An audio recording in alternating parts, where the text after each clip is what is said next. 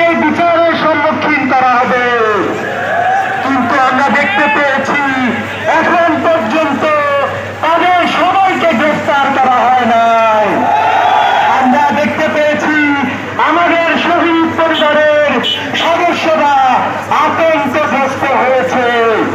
আমাদের আহত বন্ধুত্ব গঠনকারী ভাইরা তাদের বিচার পাবেন কিনা সে ব্যাপারে শঙ্কা প্রকাশ করছেন। আমরা এই সরকারকে বলে দিতে চাই যে আপনারা দ্রুত আওয়ামী ফ্যাসিবাদীদের বিচার নিশ্চিত করেন।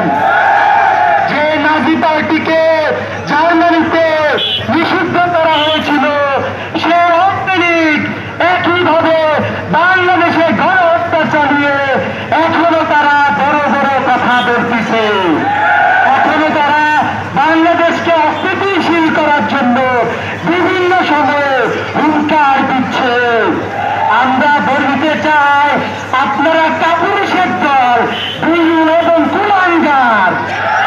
আপনারা ছাত্রলীগকে দিয়ে আমাদের ছাত্র সমাজের যৌক্তিক আন্দোলনকে দমন করতে চেয়েছিলেন।